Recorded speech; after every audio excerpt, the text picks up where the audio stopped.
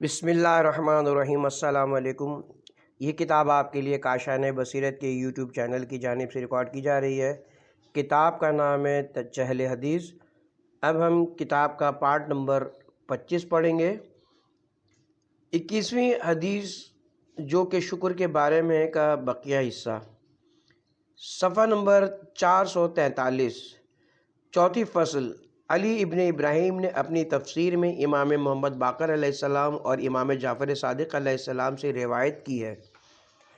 ان حضرات نے فرمایا، رسول خدا نماز پڑھتے ہوئے اپنے دونوں پیروں کی انگلیوں پر کھڑے ہو جاتے تھے، یہاں تک کہ ان میں ورم آ گیا۔ پس خدا نے یہ آیت نازل فرمائی، طٰہٰ، اور وہ لغت بنی تا میں بامعنی اے محمد ہے۔ امام جعفر صادق علیہ السلام سے ایک طویل حدیث میں سفیان ثوری نے روایت کی ہے کہ طٰہٰ رسول خدا کے اسماء گرامی میں سے ایک اسم ہے، اور اس کا مطلب اے حق کے طالب اور حق کی طرف ہدایت کرنے والے کے ہیں۔ ابن عباس اور بعض عامہ سے منقول ہے طٰہٰ کے معنی اے مرد کے ہیں۔ بعض عامہ سے منقول ہے تا سے اشارہ ہے کہ حضرت کا قلب غیر خدا سے ظاہر ہے، اور ہا سے اشارہ ہے کہ حضور کے قلب کی ہدایت خدا کی طرف سے ہوئی ہے۔ یہ بھی کہا گیا ہے کہ تا طرب اہل بہشت کی طرف اشارہ ہے، اور ہا ہوان ذلت اہل جہنم کی طرف اشارہ ہے۔ علامہ تبریسی نے فرمایا، حسن سے منقول ہے کہ انہوں نے طٰہٰ بفتح تا و سکون ہا سے قرأت کی ہے۔ اگر یہ قرأت ان سے صحیح ہے تو طٰہٰ کی اصل تا تھی، حمزہ کو ہا سے بدل دیا گیا، اور اس کا مطلب ہے اپنے دونوں پیروں سے زمین کو روندو۔ خلاصہ یہ ہے کہ جو حروف مقطعات سوروں کے شروع میں آئے ہیں ان میں شدید اختلاف ہے، اور جو بات اعتبار کے زیادہ موافق ہے وہ یہ ہے کہ یہ حبیب و محبوب کے درمیان کچھ اشارے ہیں جس کو کوئی بھی نہیں جانتا، اور بعض مفسرین نے اپنے حدس و اندازے سے جو بات کہی ہے وہ سب بے مدرک اور حد سے بارد ہے۔ سفیان ثوری کی حدیث میں بھی رمز ہونے کی طرف اشارہ ہے، اور یہ کوئی بعید بھی نہیں ہے کہ کچھ ایسی چیزیں ہوں جو فہم میں بشر سے خارج ہو، اور خداوند عالم نے اس سے مخصوص لوگوں کو مخاطب کیا ہو، جیسے کہ متشابہ کا وجود بھی اس سب کے لیے نہیں ہے، بلکہ وہ لوگ صرف تعویل جانتے ہیں۔ شقا اور شقاوت یہ دونوں سعادت کی ضد ہے، اور اس کا مطلب تعب و زحمت ہے۔ جوہری نے کہا، شقا اور شقاوت شین کے فتح کے ساتھ سعادت کی ضد ہے۔ علامہ تبریسی نے احتجاج میں حضرت علی سے روایت کی کہ حضرت نے فرمایا، رسول خدا 10 سال تک عبادتوں میں اپنی انگلیوں کے سرے پر کھڑے رہے، یہاں تک کہ آپ کے قدم مبارک پر ورم آ گیا اور چہرے کا رنگ زرد ہو گیا۔ تمام رات کھڑے رہتے تھے، یہاں تک کہ خدا نے اس سے روکا اور فرمایا، اے میرے طیب و طاہر، ہم نے قرآن اس لیے نہیں نازل کیا کہ آپ تاب میں مبتلا ہو جائیں، ہم نے تو اس لیے نازل کیا کہ آپ کو سعادت نصیب ہو۔ امام جعفر صادق علیہ السلام سے منقول ہے کہ رسول خدا عبادت میں اپنے ایک پیر کو اٹھا لیتے تھے تاکہ تاب و زحمت زیادہ ہو جائے۔ پس خداوند عالم نے اس آیت کو نازل کیا۔ بعض مفسرین نے کہا ہے کہ مشرکین رسول خدا کو کہا کرتے تھے، ہمارا دین چھوڑ دینے کی وجہ سے رسول زحمت میں پڑ گئے، تو خدا نے ان کے جواب میں فرمایا، شیخ عارف کامل شاہ آبادی کہا کرتے تھے کہ جب رسول خدا نے ایک مدت تک لوگوں کو دعوت دی اور اس کا اثر اتنا نہ ہوا جتنا حضور چاہتے تھے، تو حضرت نے احتمال دیا ہو سکتا ہے میری دعوت میں کوئی نقص ہو، لہٰذا آپ ریاضت میں مشغول ہو گئے، اور 10 سال تک ایسی ریاضت کی کہ پیروں پر ورم آ گیا۔ اس وقت آئے مبارکہ نازل ہوئی کہ اپنے کو مشقت میں مت ڈالو، تم طاہر و ہادی ہو، تمہارے اندر کوئی نقص نہیں ہے بلکہ لوگوں میں نقص ہے۔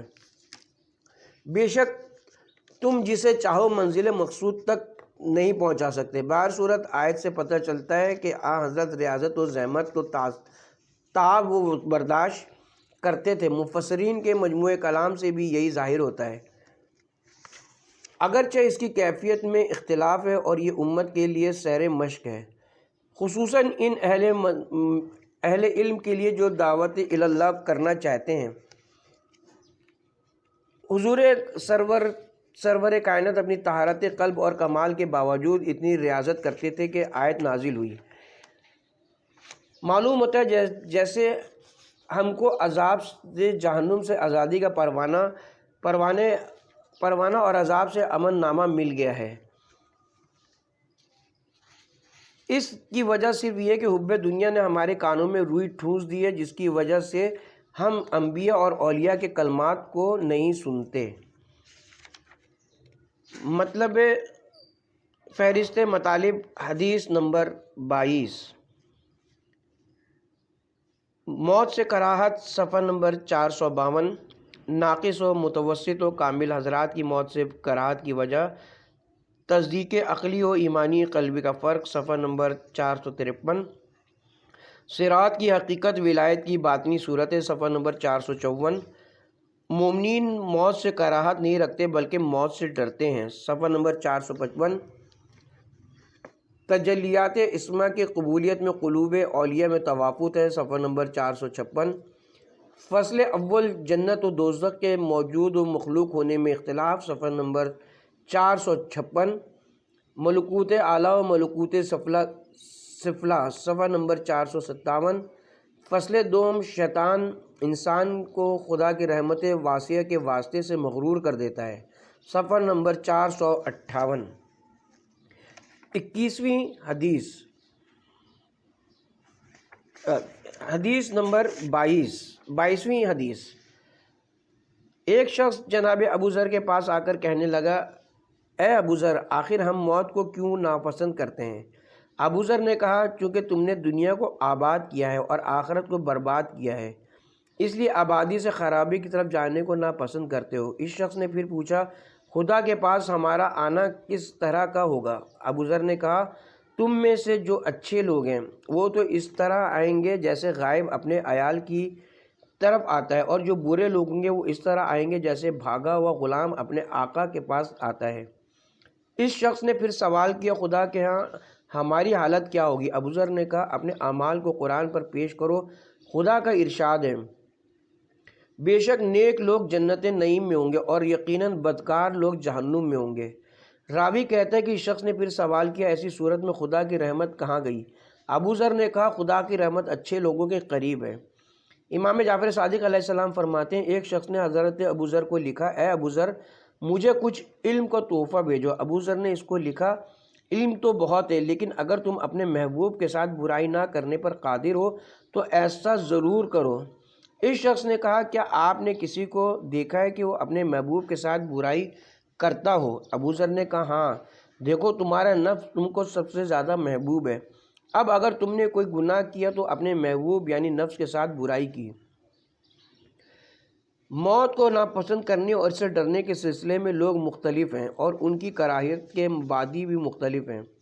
حضرت ابو ذر نے جو بات کہی ہے وہ متوسط حضرات کے لیے ہے، لہٰذا میں کاملین و ناقصین کے حالات کا ذکر اجمالاً کروں گا۔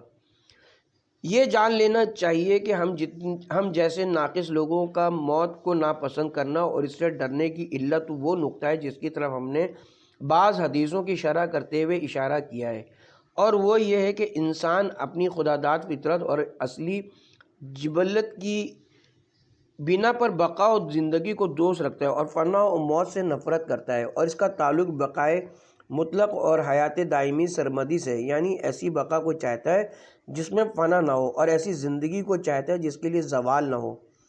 بعض بزرگوں نے اسی فطرت کا سہارا لے کر مات کو ثابت کیا ہے، جس کا ذکر فعلاً ہمارے مقصد سے خارج ہے، اور چونکہ انسانی فطرت میں یہ محبت و نفرت ہے، اس لیے جس کے بارے میں وہ تشخیص کر لیتا ہے کہ اس میں بقا ہے اور جس عالم کو عالم حیات سمجھتا ہے، اس سے عشق و محبت پیدا کر لیتا ہے اور اس کے مقابل سے نفرت کرتا ہے۔ اور ہم لوگ چونکہ عالم آخرت پر ایمان نہیں رکھتے اور نہ ہی ہماری قلوب اس عالم کے حیات ازلی اور بقائے سرمدی پر اطمینان رکھتے ہیں، اس لیے ہم سب اسی دنیا سے علاقہ مند ہیں اور اس فطرت و جبلت کی بنا پر موت سے گریزاں ہیں۔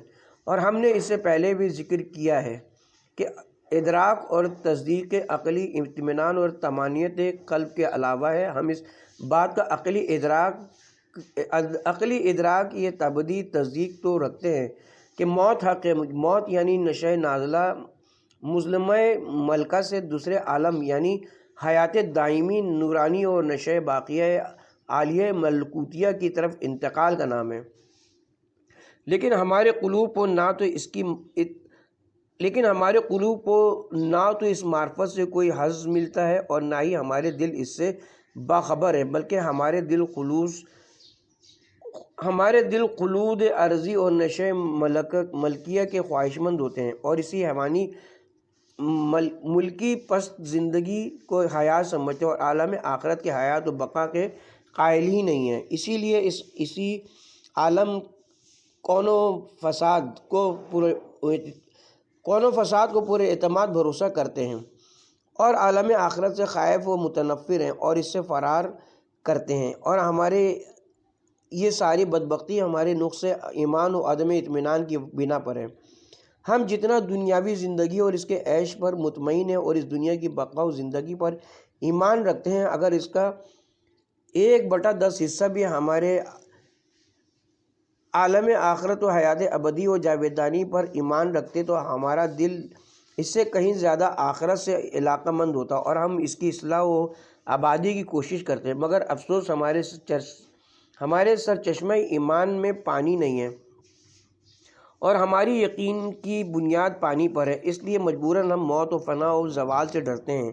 اس کا قطعی علاج اس طرح ہو سکتا ہے کہ ذکر و فکر نافع اور علم و عمل صالح کے ذریعے ایمان کو اپنے دل میں داخل کریں۔ اب رہا متوسطین کی موت سے کراہت اور خوف، یعنی جو لوگ عالم آخرت پر ایمان نہیں رکھتے وہ متوسطین ہیں، تو اس کی وجہ یہ ہے کہ ان کے قلوب دنیا کی تعمیر کی طرف متوجہ ہیں اور عالم آخرت کی تعمیر سے غافل ہیں، لہٰذا ان کا دل نہیں چاہتا کہ آبادی کو چھوڑ کر خرابے کی طرف منتقل ہو جائیں، جیسا کہ حضرت ابو ذر نے فرمایا، اور یہ بھی نقص ایمان اور نقصان اطمینان کی وجہ سے، ورنہ کامل الایمان شخص کے لیے ممکن ہی نہیں کہ وہ امور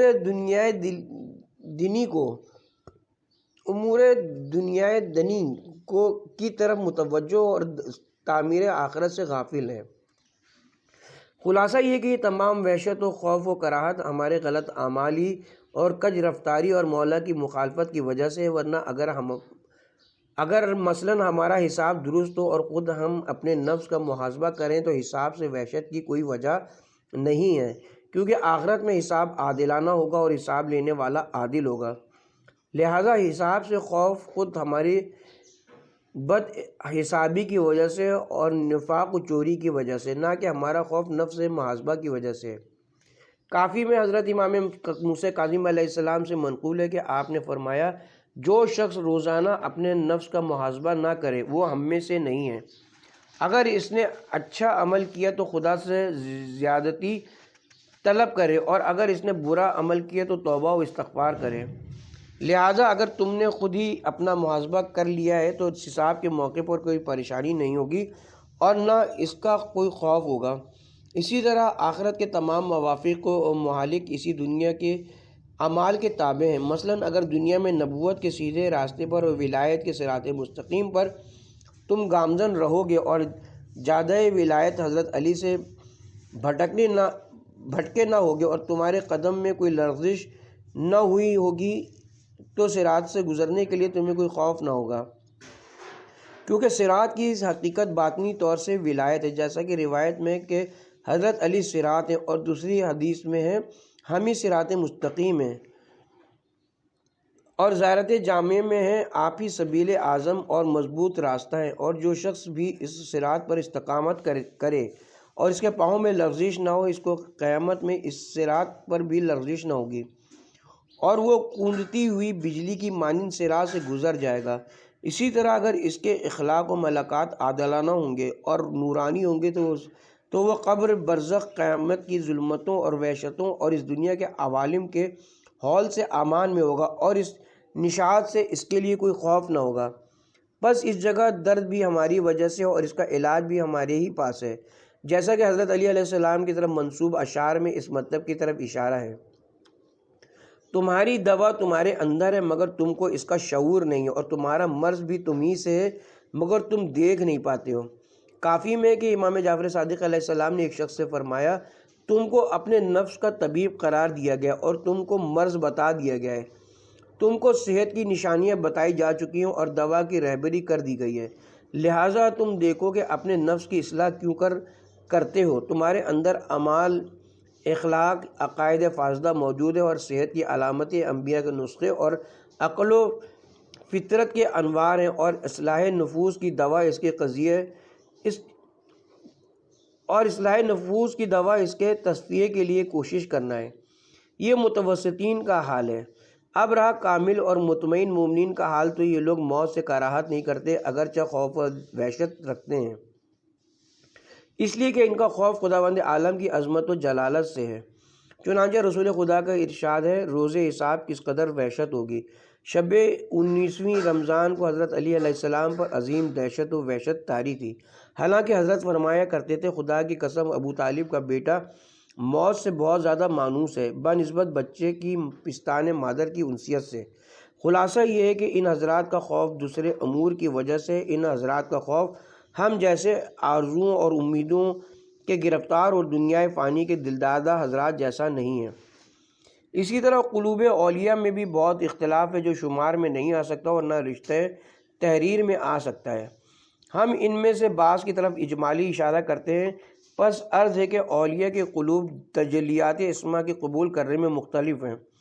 بعض قلوب عشقی و شوقی ہیں، ان میں خدا اپنے اسماء جمالی کے ساتھ تجلی کرتا ہے، اور وہ تجلی ہیبت و شوق سے ملی جلی ہوتی ہے، اور ہیبت خوف عظمت کی تجلی اور اس کے ادراک سے ہوتی ہے۔ ملاقات کے وقت عاشق کا دل تپتا ہے اور وحشت زدہ اور خوفزدہ رہتا ہے، لیکن یہ خوف و وحشت عام خوف سے الگ ہے۔ اور بعض قلوب خوفی و حزنی ہوتے ہیں، ان میں خدا اپنے اسماء جلال و عظمت کے ساتھ تجلی کرتا ہے، اور وہ تجلی ایسی ہیبت پیدا کرتی ہے جس میں خوف بھی ملا ہوا ہوتا ہے، اور ایسی حیرت پیدا کرتی ہے جس میں حزن بھی مخلوط ہوتا ہے۔ حدیث میں ہے کہ حضرت یحییٰ نے جناب عیسیٰ کو ہنستے ہوئے دیکھ کر عتاب آمیز لہجے میں فرمایا، معلوم ہوتا ہے آپ خدا کے بارے میں فکر اور اس کے عذاب سے مامون ہو چکے ہیں۔ حضرت عیسیٰ نے جواب دیا، معلوم ہوتا ہے خدا کے فضل اور رحمت سے مایوس ہو چکے ہیں۔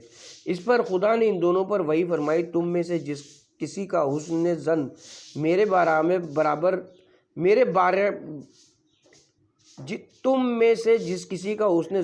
بارے میں زیادہ ہے، وہ میرے نزدیک زیادہ محبوب ہے۔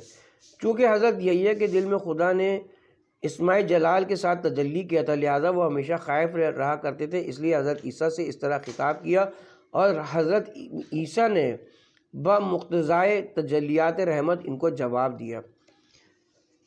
پہلی فصل یہ سمجھ لو کہ اس حدیث میں تم نے دنیا کو آباد کیا اور آخرت کو برباد کیا سے ظاہر ہوتا ہے کہ دار آخرت و بہشت معمور و آباد ہے، مگر ہمارے اعمال سے خراب ہو جاتا ہے، لہذا سبھی کو معلوم ہے اس کا مقصد تعبیر میں مشابہت ہے۔ چونکہ دنیا کے لیے لفظ آباد استعمال کیا جاتا ہے، اس کی مناسبت سے آخرت کے لیے لفظ برباد استعمال کیا ہے۔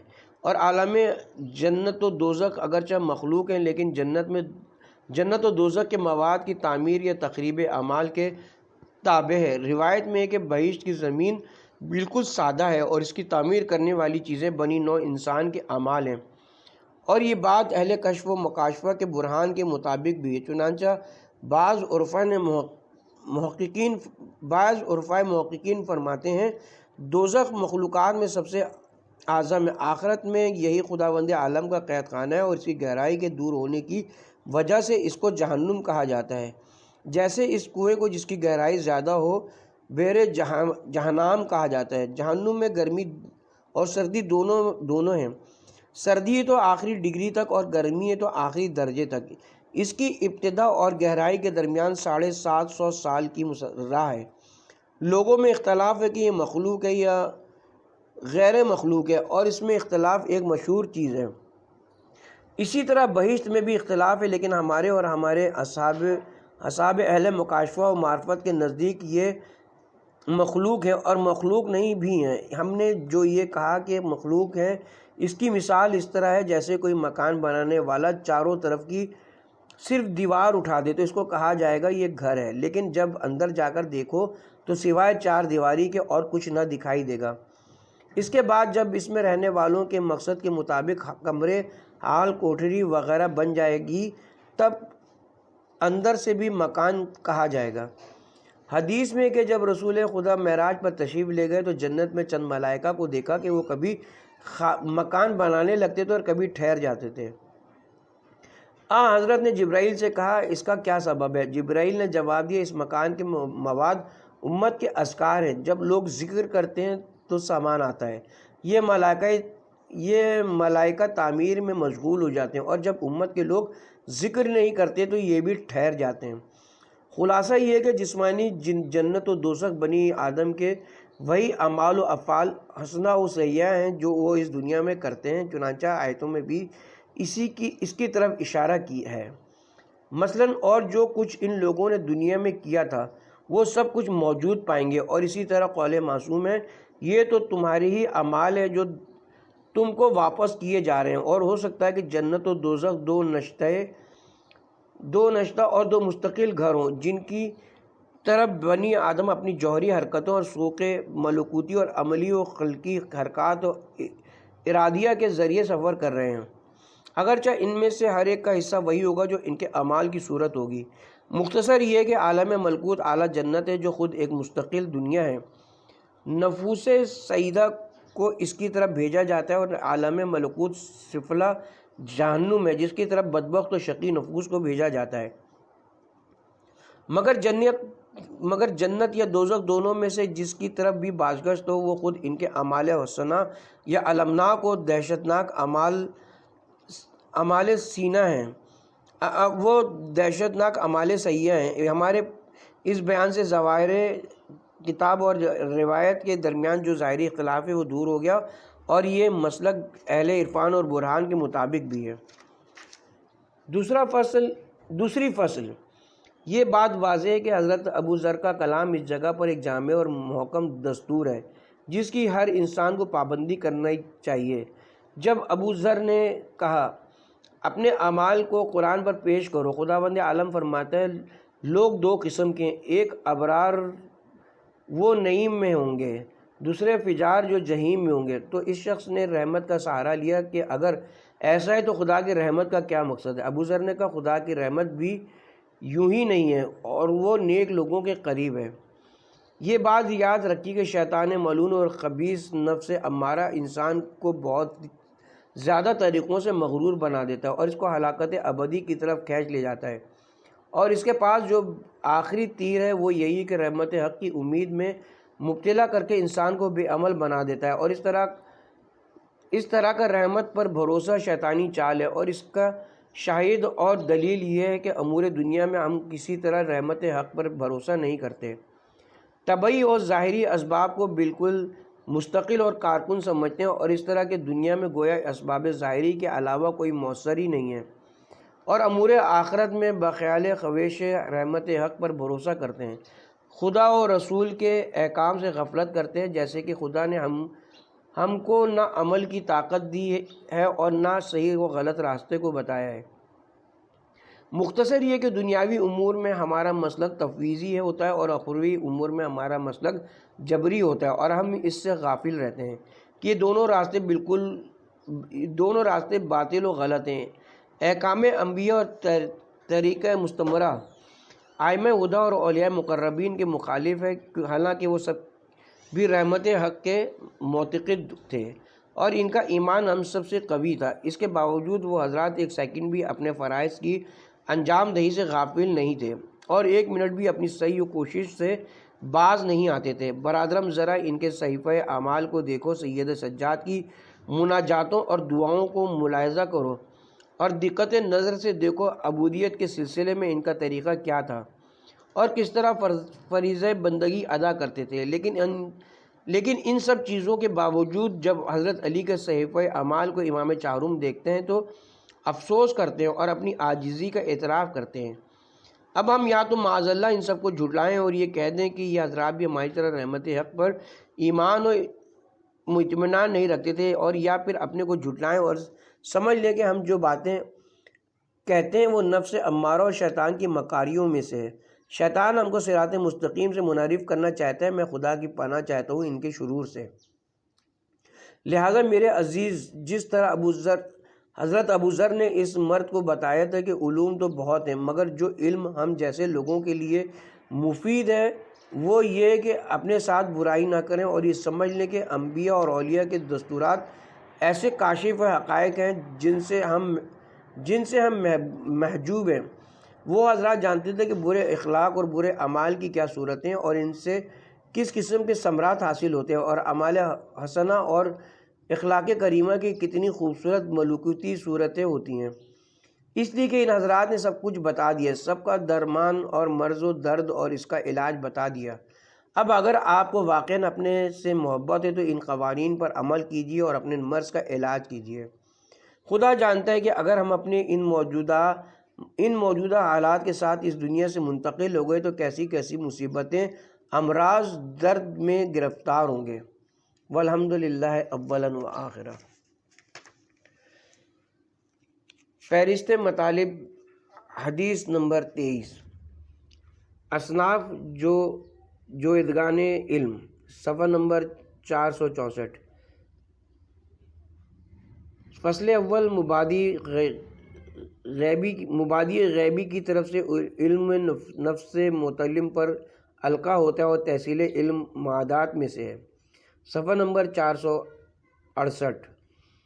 تحصیل علم کے سلسلے میں دو مسلک ہیں، جبر و تفویض، صفحہ نمبر 470۔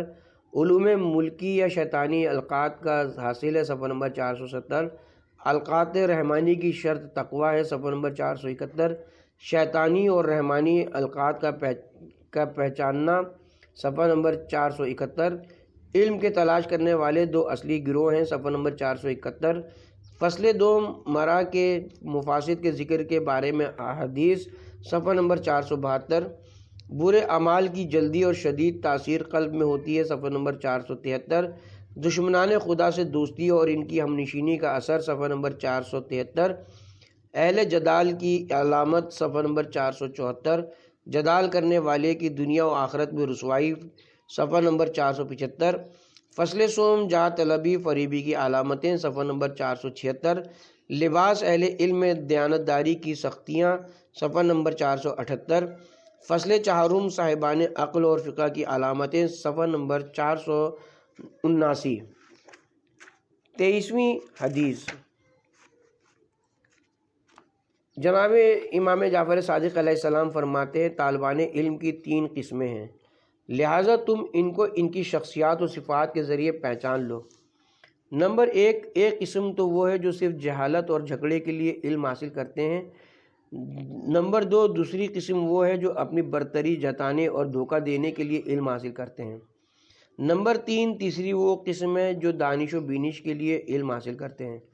پس پہلی قسم موذی و جدال کرنے والی اور لوگوں کی محفلوں میں بیٹھ کر علم کا تذکرہ کر کے صفت حلم کا اظہار کر کے گفتگو کرنے والی ہے۔ اس سے بظاہر خشوع و خضوع کا لباس پہن رکھا ہے لیکن ورع اور تقوی سے بالکل خالی ہے۔ پس خدا اس کی ناک رگڑے اور اس کی کمر توڑ دے۔ اور طالب علوم کی دوسری قسم فریب دینے والی اور چاپلوس ہے۔ اس قسم کا آدمی اپنے جیسے لوگوں پر برتری جتاتا ہے لیکن مالداروں کے سامنے دم ہلاتا ہے۔ یہ لوگ مالداروں کے حلوے کھانے والے اور اپنے دین کو توڑ موڑ کر پیش کرنے والے ہیں۔ پس خدا ایسوں کی بینائی کو اندھا کرے اور آثار علماء سے اس کا نام و نشان مٹا دے۔ البتہ تیسری قسم والے رنجیدہ و غمگین عابد شب زندہ دار ہیں، اپنی قلعہ پر حنک باندھنے والے، تاریکی شب میں قیام کرنے والے ہوتے ہیں۔ عمل کرنے کے باوجود وہ خوفزدہ رہتے ہیں، دعا کرتے ہیں، شفیق اپنی حالت کو برقرار رکھنے والے ہوتے ہیں، اپنے زمانے کے لوگوں کو پہچاننے والے ہوتے ہیں، اپنے معتمد ترین دوستوں سے بھی وحشت زدہ رہتے ہیں۔ پس خدا ان کے ارکان کو مضبوط کرے اور قیامت میں ان کو اپنی امان میں رکھے۔ علامہ کلینی امام جعفر صادق علیہ السلام سے اس روایت کو دوسرے اسناد سے بھی نقل کرتے ہیں۔ ان لوگوں کو اس طرح پہچان لو کہ وہ معین و مشخص ہو جائیں، مشتبہ نہ رہیں۔ جیسے کہا جاتا ہے جس چیز میں بھی حلال و حرام دونوں موجود ہوں وہ تمہارے لیے اس وقت تک حلال ہے جب تک حرام کو بے نہ پہچان لو۔ جناب محقق مجلسی رحمۃ اللہ علیہ نے اس کے بارے میں کئی احتمالات ذکر کیے ہیں، مگر یہ احتمال جو واضح اور معین ہے اس کا تذکرہ نہیں فرمایا ہے، اور جن احتمالات کا ذکر کیا ہے وہ سب بعید ہیں۔ مثلاً فرمایا ہے ان کو ان کے افعال و خواص کے ذریعے پہچانو جو ان کے لیے مخصوص ہیں، یعنی ان کے موجود افعال کے ذریعے ان کو پہچانو۔ اس کے بعد فرمایا اور بعض علماء نے کہا ہے کہ اس کا مطلب ان کے اقسام اور مفہومات کے اصناف کے ذریعے ان کو پہچانو، اور بعض نے کہا ہے کہ عیان سے مراد ان کو ان کی شکل و شمائل ہے تو اوضاع کے ذریعے پہچانو، جیسے خشوع و خضوع کے لباس سے ان کو پہچانو۔ اس کے علاوہ دیگر بعید احتمالات کا ذکر فرمایا ہے۔ اوصاف سے مراد ان کے وہ حالات ہیں جو ان تین قسموں کے ملاقات و مقاصد کے تابع ہیں، جیسے اذیت دینا، ریاکاری کرنا وغیرہ۔ پس ان صفتوں سے ان کے حالات کی معرفی ہو جائے گی اور وہ لوگ اپنے اعیان و اشخاص کے ذریعے پہچانے جائیں گے۔ جہل سے مراد وہ چیز ہے جو علم کے خلاف ہو اور یہاں پر شاید حق کا چھپانا مقصود ہو۔ ویسے میں اس مطلب کو اس کے بعد اس سے زیادہ بیان کروں گا۔ علامہ مجلسی نے فرمایا جہل کے معنی یہاں پر بے وقوفی اور ترک علم کے ہیں۔ یہ بھی کہا گیا ہے کہ جہل سے مراد ضد عقل ہے، مرا اس سے مراد کلام اور رائے میں جدال کرنا، اور اسی مادے سے منطق میں جو صنعت خمس بیان کیے جاتے ہیں اور ان میں جدل کا استعمال ہوتا ہے، وہ جدل بھی اسی سے ہے۔ چنانچہ اس وقت بولا جاتا ہے جب تم جدال کرو، جیسے کہ صحائح جوہری میں یہ کلام اگرچہ مطلق ہے لیکن الظاہر اس سے مراد وہی ہے جو ذکر کیا گیا۔ یہاں پر ایک دوسرا احتمال بھی ہے جس کی طرف میں آنے والی فصلوں میں اشارہ کروں گا۔